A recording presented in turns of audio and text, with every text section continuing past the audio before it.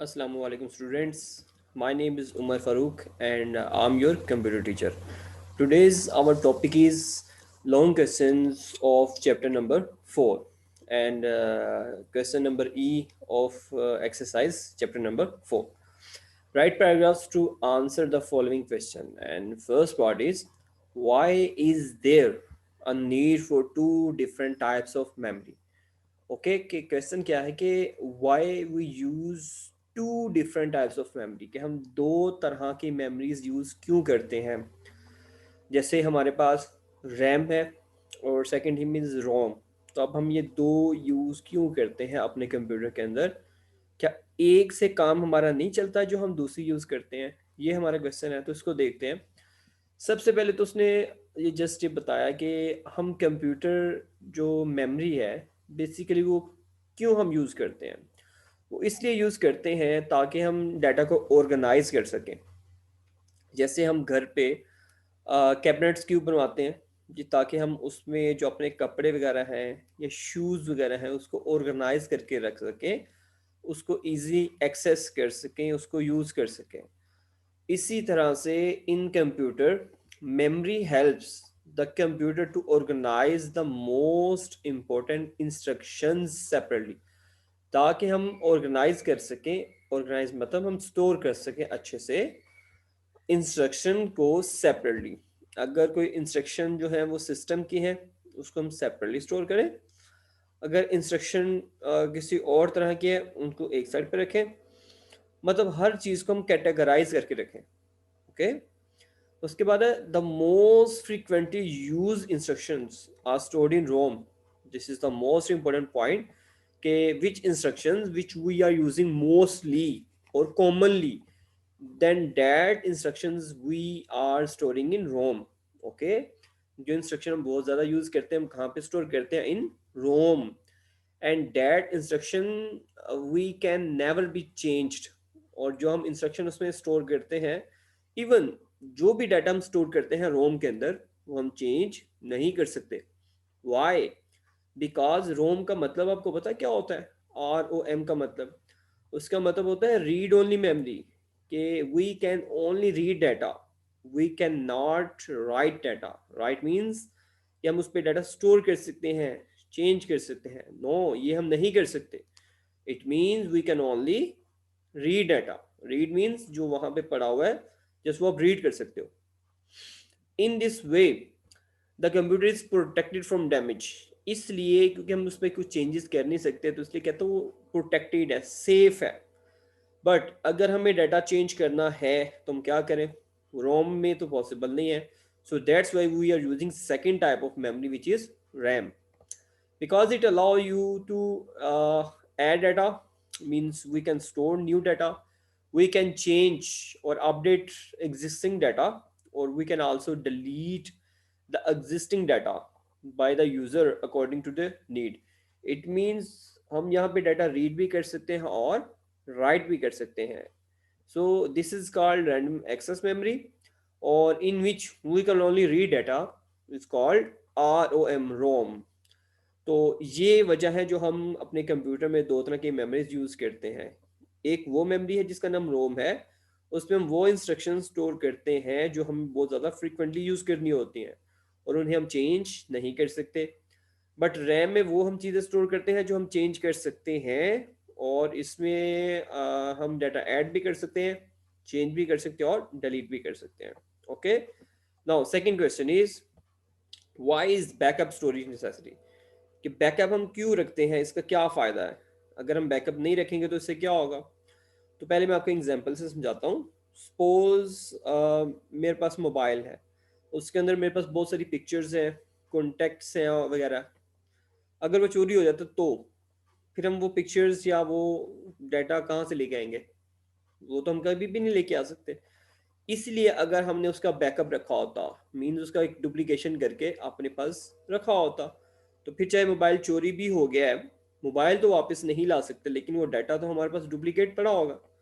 उस duplicate data को क्या बोलते हैं? उसको कहते हैं बैकअप। तो बैकअप इसलिए ज़रूरी है कि अगर आपके पास बहुत इंपॉर्टेंट डाटा है तो आप उसका डुप्लीकेट रख लें, वो लाजमी होता है, अदरवाइज आपको डाटा नहीं मिलेगा।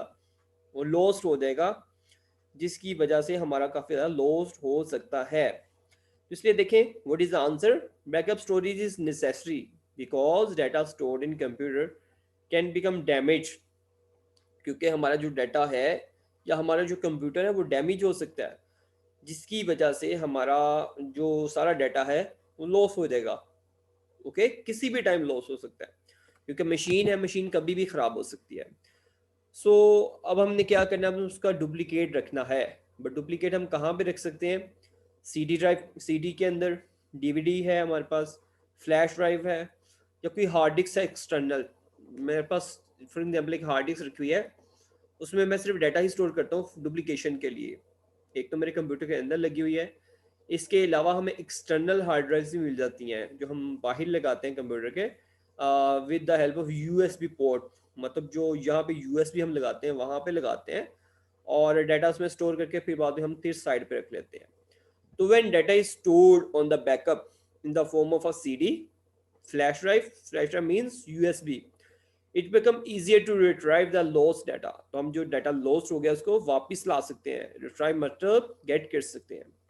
If backup is not made, लेकिन अगर हमने बैकअप नहीं रखा होगा, then data lost from the computer becomes lost forever.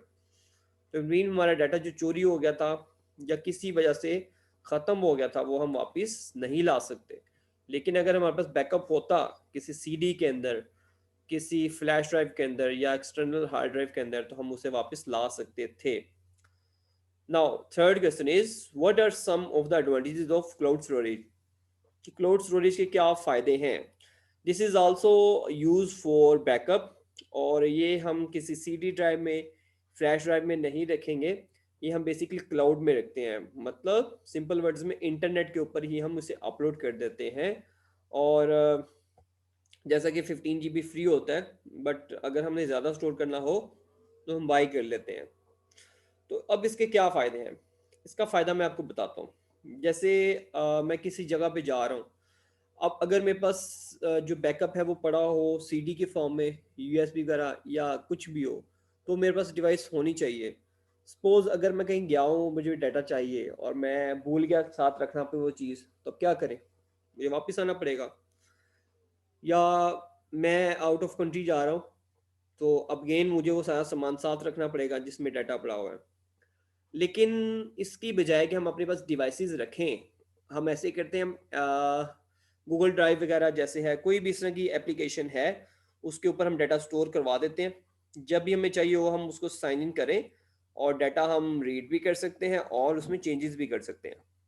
दोबारा जब भी हमें कहीं चाहिए हो, अगेन साइन इन करें, वहाँ पे डाटा स्टोर करें, रीड करें, जो भी करना है वो करें, उसके बाद आप उसको साइन आउट कर दें। तो यही इसके फ़ायदे होते हैं।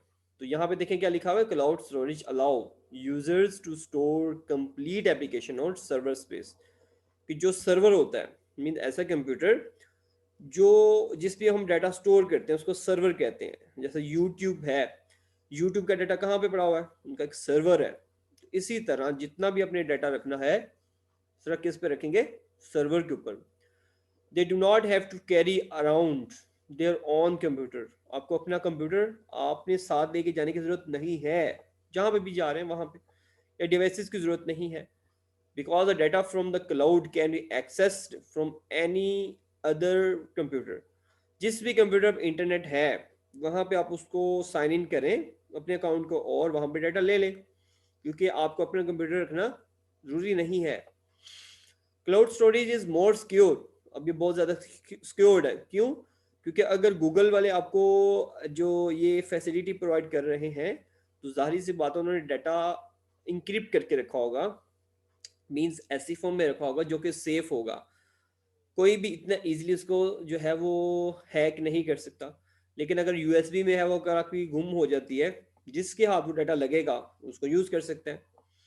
डीवीडी इजीली वो आपसे ले सकता है, लेकिन आपके अकाउंट तक पहुंचना इतना आसान नहीं है, क्योंकि आपने यूजर नेम और पासवर्ड यूज किया होगा। तो जिसको यूजर नेम और पासवर्ड पता होगा, वो ही पर्सन जो है उस डाटा को एक्सेस कर सकता है।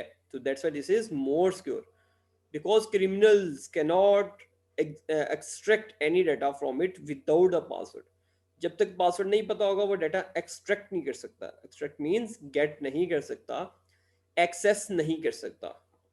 ओके, तो यहाँ पे हमारे जो लॉन्ग क्वेश्चन है इस चैप्टर के वो कंप्लीट हो चुके हैं। अब आपने ये करना है कि आपने ये क्वेश्चंस, शॉर्ट क्वेश्चंस और लॉन्ग क्वेश्चंस जो अभी हमने रीड किए हैं इसको अच्छे से याद कर लेना है, क्योंकि हमने इसका अभी क्विज लेना है और उसमें क्या होंगे, जस्ट एमसीक्यू होंगे। तो इसलिए ध्यान से देखें और इस चैप्टर की एक्सरसाइज भी देख लें, उसके MCQ, true false, fill in the blanks वगैरह जो कुछ भी है सब कुछ अब देख लें, क्योंकि मैंने अब इसका क्विज लेना है। Okay, ready for quiz?